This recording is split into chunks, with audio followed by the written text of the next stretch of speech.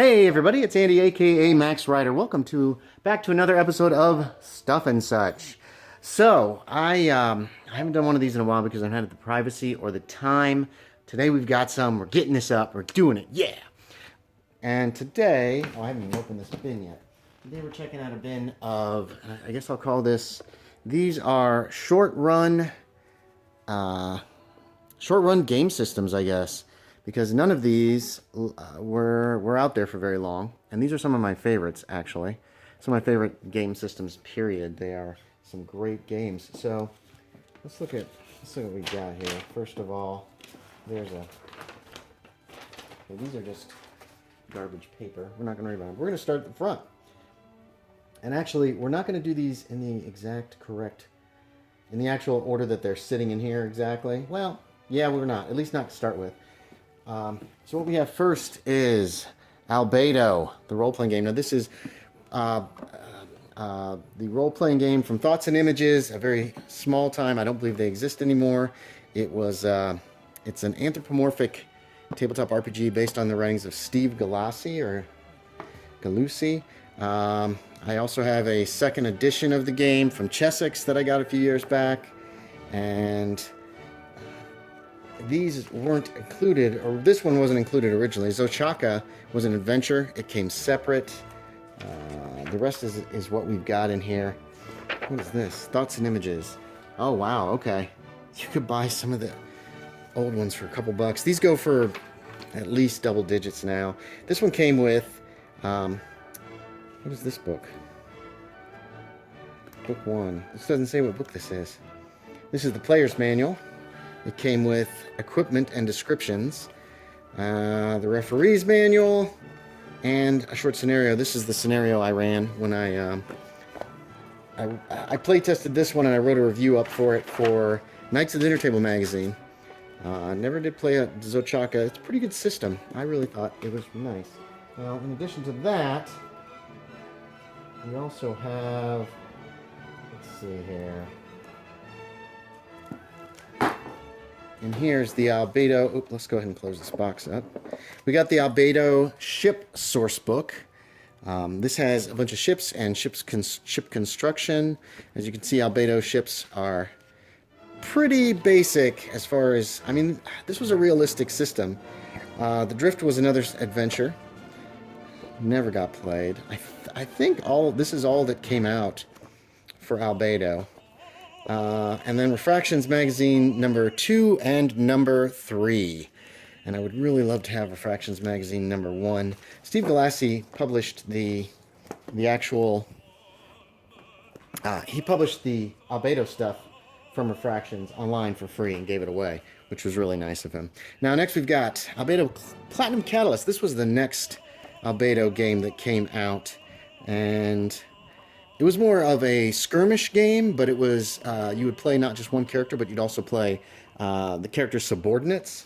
And it came with Structural Integrity, which is its companion. Now, these are still available online as far as you can get PDFs of them. You can purchase PDFs. I don't know if you can purchase hard copies or not. But this was from Sanguine Productions Limited. So there's the Albedo. That's pretty much all our Albedo stuff. Now, somewhat related to it, we'll go ahead and do this real quick at the same time, is Usagi Yojimbo role-playing game from Fusion. Wait, it's powered Game Publishers Association, Gold Rush Games.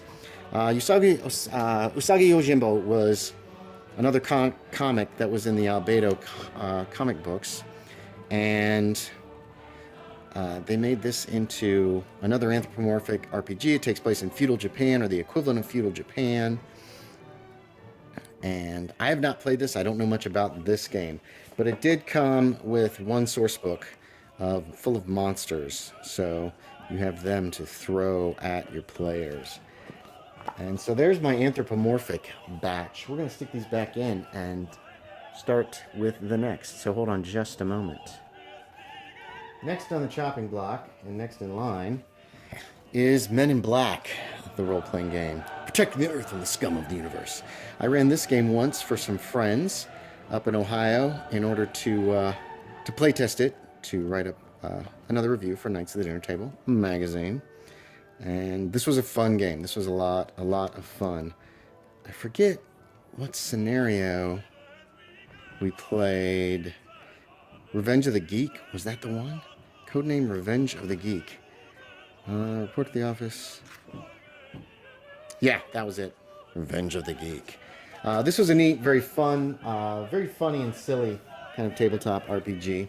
Now, I bought this book and then I sat on it, damaged it. I was pretty annoyed by that. But a few years later, I was able to get the introductory adventure game for Men in Black, which comes with an agent's book, a director's book. Ooh, there you go. Neuralizers. Fantastic. And not to mention the blasters. I would love to have one of those as just a prop.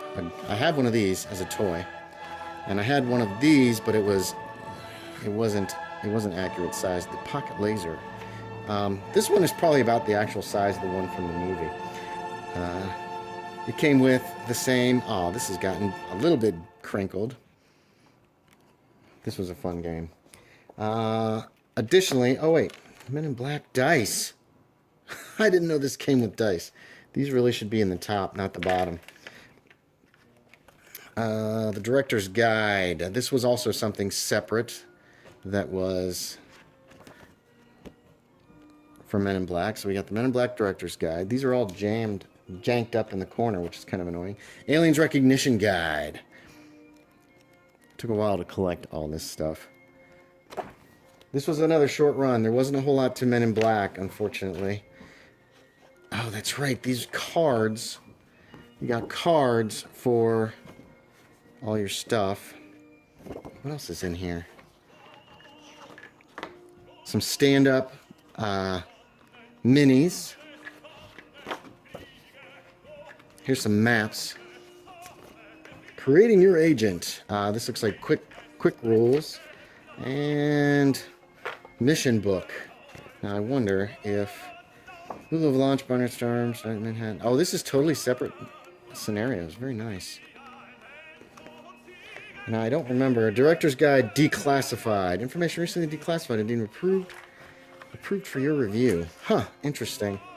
Alright, let's get this stuff put back in here.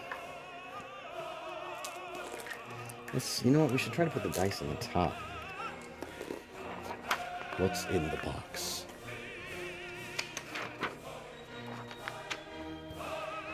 This was a fun little game. Now let's see. Will these guys fit up here? Yeah. Let's put the dice on the top. That'd be fine. That would be perfect. There we go. So there's the Men in Black adventure game, the introductory adventure game, and the main rules system. What else is in this box here? Okay. We'll do this before we stop again and clear the table. Privateers and Gentlemen. Now this guy is from, you know what, I haven't been telling you the dates. Men in Black is from 1998. Let's back up a second. Albedo, the box set, was 1988. And the Chessex one looks like it was 1993.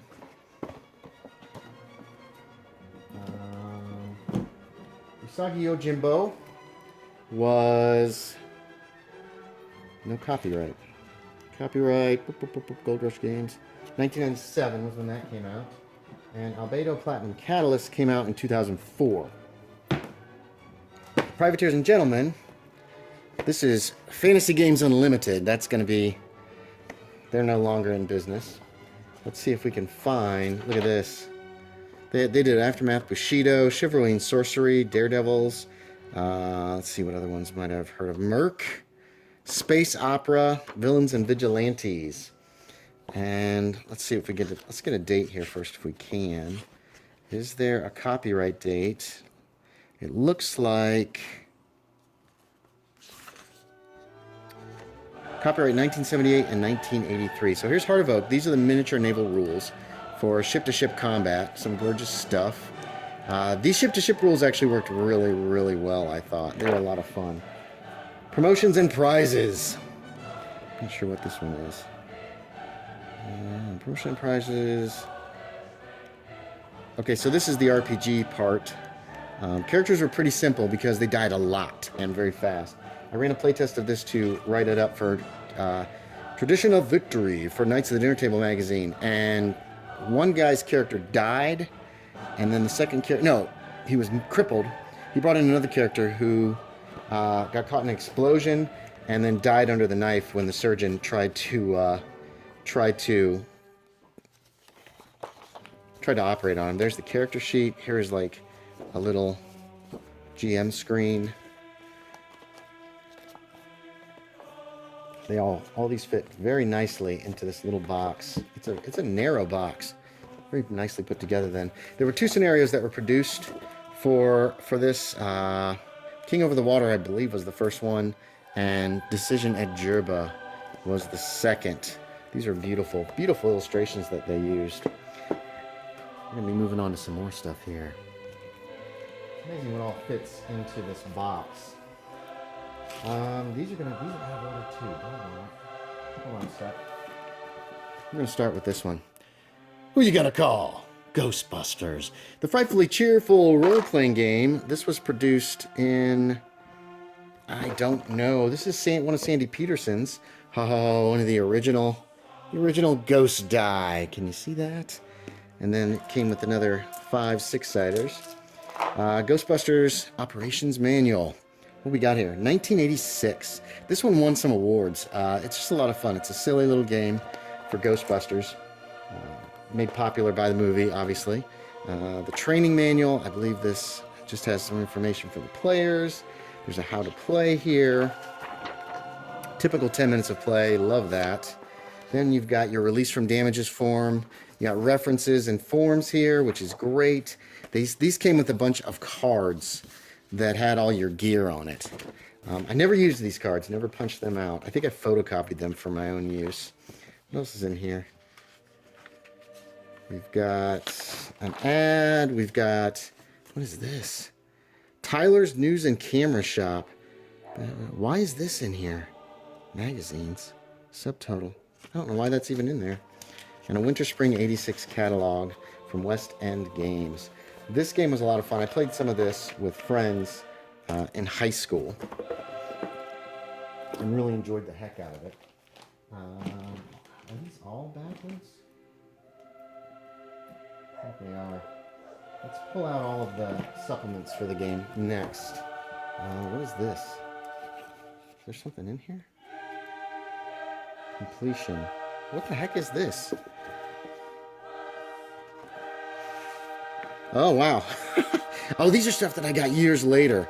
So these are character sheets for Ghostbusters. Certificate of completion.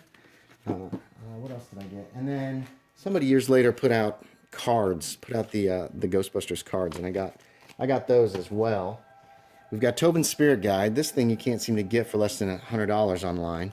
This has all of a bunch of ghosts, a bunch of creatures, just pretty much everything you could ever want. All made up for Ghostbusters. This is for Ghostbusters International. We might as well pull that up next. So we got a GBI book that I got fairly inexpensively, but it's in terrible shape. And then I got the original Ghostbusters International, which came out after the second movie. Ooh, another ghost die. I got 2. Some dice. And then we've got, of course, the Read This First. This came with a big honkin' rule book, which I made a mess of, I think. And the rules were pretty much exactly the same. There were a couple of different things. Wow, take a look at this great poster and special now comic subscription offer on the reverse side. Oh, that's from the cartoon. And then I got this later, a second rule book, which was in, like I said, terrible shape, because this guy goes for $200 or $300 online now. And then we've got the Ghostbusters International's Lurid Tales of Doom. This was a book of, these are, I don't know if these are, no, this is a campaign. This is a short campaign. Pumpkin Patch Panic for GBI with another full-colored poster. Apocalypse Premise Now, which is an invasion one. Very cool. What else we got? Ghostbusters 2 Adventure. This is the actual write-up for playing out the second Ghostbusters movie. Now, for the original Ghostbusters, we got Scared Stiffs, which I believe was about aliens as well. Hot Rods of the Gods. This was a race one. You had to race these guys at the end in order to survive. And finally, the one I actually ran, Ghost Toasties.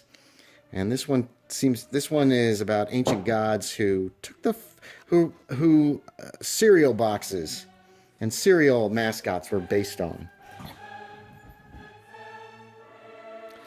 We're in the last phases here. Not going to open this one up. Predicator's in here.